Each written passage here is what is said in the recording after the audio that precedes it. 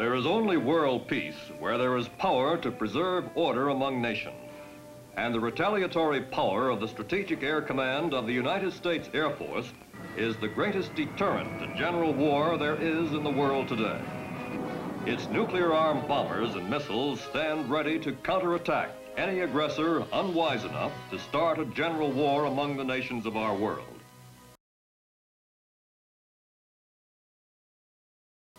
Many SAC bombers carry missiles to increase their strike range. Some carry decoys to multiply the number of targets an enemy's radar would see. There are jet tankers which can refuel bombers outbound for the other side of the world and again on our side to get them home. Nuclear-tipped missiles buried underground will survive all but a direct nuclear hit. Half of the combat-ready bombers and tankers are poised for takeoff within minutes. In addition, some are always airborne along special routes, ready for orders that would send them to their targets.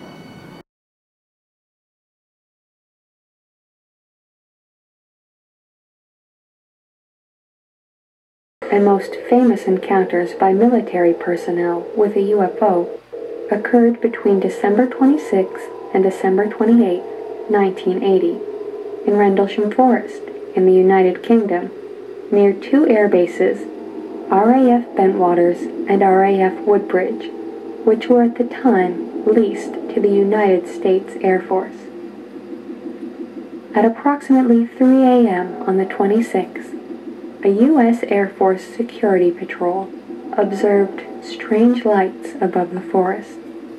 A three-man security unit was dispatched from Bentwaters to investigate. All three men closed in on an object that resembled an aircraft on fire.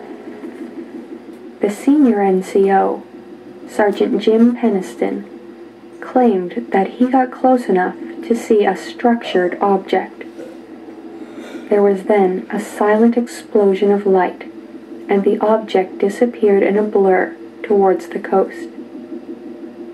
The following evening, strange lights were again seen in the forest. The deputy base commander, Lieutenant Colonel Charles Holt, took a squad out to investigate. What he saw that night continues to defy explanation. It appeared to be like an eye. That's the best way I can describe it. Had a dark center and appeared to be dripping something molten, as though it were something poured from it, like steel from a crucible. The object came even closer. It moved through the trees, going horizontal, up and down a little bit as it went. We were really in awe at this time. So we tried to get closer. We moved toward the object itself. The object receded out into the field. We watched it there in the field for a few minutes, and then it very silently exploded and broke into, I believe it was 5 white spheres, small spheres, and they just disappeared. While we're standing there in awe, one of the party members looks up and says, "Look in the sky." We looked up, and there to the north were several objects, 3 objects that were elliptical, and they had multi-colors. They were moving at high speed, at sharp angular movements, as though they were doing a grid search or something. I really can't say what for sure, but they were moving about quite rapidly. We noticed to the south there were several objects there. One particular one approached us at very, very high speed, probably 3,000 to 4,000 feet high, maybe a little more. Stopped almost directly overhead and sent a beam down to our feet.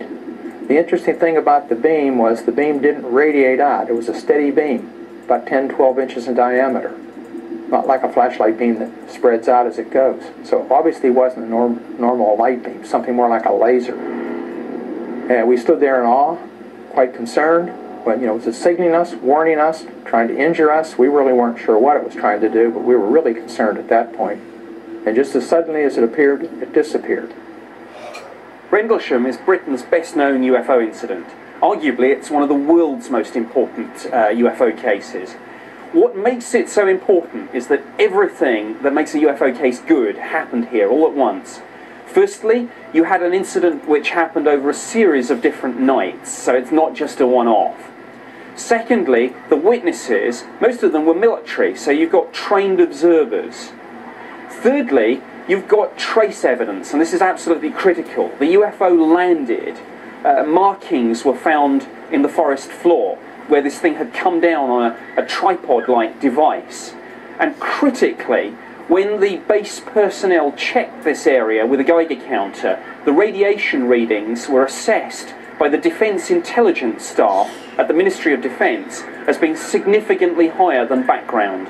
It's just a very solid case in terms of all kinds of physical evidence, highly trained, reputable witnesses, everything you would want, except once again it's been muddied up. And once again, somebody in the government is lying about it and distorting the picture and hiding the truth. In the quarter century since the Rendlesham case occurred, Charles Halt, who retired from the U.S. Air Force as a colonel, has come to the same conclusion, that there is much more to this case than meets the eye. Several years later, I started running into people that were involved that I didn't realize were on the edge or had picked up bits and pieces from here. For instance, one of the radar operators in the tower at Eastern Radar, who had air defense responsibility for that sector, told me that they actually picked up objects on the screen that night and had them on tape, but somebody took the tape. Then a couple of the young troops came forward and said, you know, after the incident, the 3 people that were involved that went out and approached the craft were taken into a room and pumped full of drugs and given, hypnotized and debriefed, so to speak. And then I found out a mysterious C-141 landed soon thereafter with an unusual crew and all sorts of things.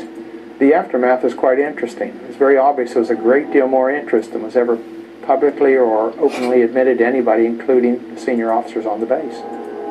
To this day, no one knows for sure what happened in Rendlesham Forest between December 26th and December 28th, 1980. But one thing seems certain. Whatever these Air Force personnel saw on those nights was something more mysterious and perhaps otherworldly than the government would like us, and even them, to believe.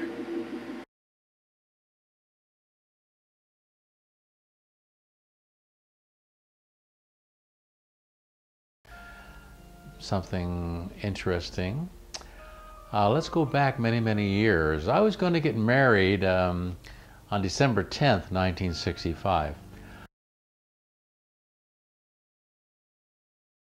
I was a security policeman with the Strategic Air Command stationed at Travis Air Force Base in California. My duties were to protect nuclear weapons and alert bombers that were during the Cold War. So in an alert area with the alert billets where the crews slept underground and that sort of thing, while they were sleeping, security policemen were, a flight of security police were assigned to security of the aircraft, 19, that I was around nuclear weapons. Each bomber had different things on them. Some had nuclear weapons, as many as 8 nuclear weapons on each bomber, or they could have other things that I'm not at liberty to talk about. So there were 8 or 9 bombers in the alert area. If you could think of, they're all parked, you know, here, here, here, here, here. You know, some were close together. The wings wouldn't touch, but they were fairly close together. And then there were some that were in remote areas on the alert area. I happened to be on a bomber one evening on or about November 17th, 1965. The reason I remember that, it was about 23 days before my wedding on December 10th.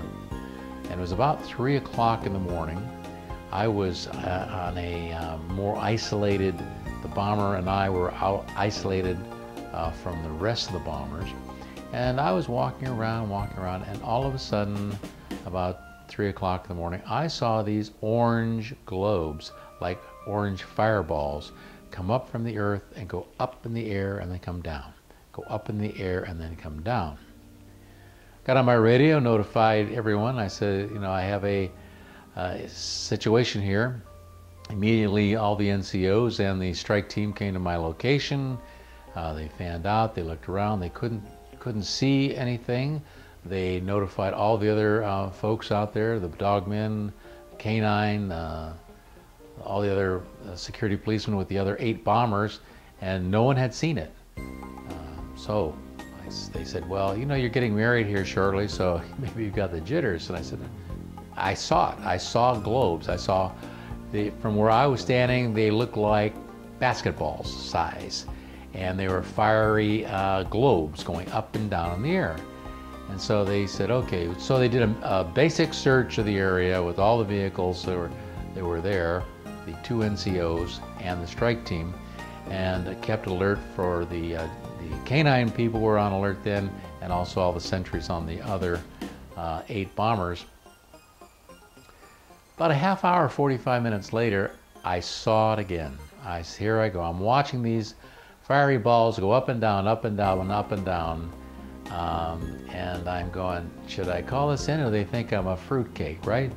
I said, I've got to call them in. I see it, I got to report it. So I got on the radio and I said, this is Airman KEEFER at post so-and-so, and I see fireballs in the air. And I said, red alert, help, help, and here we come.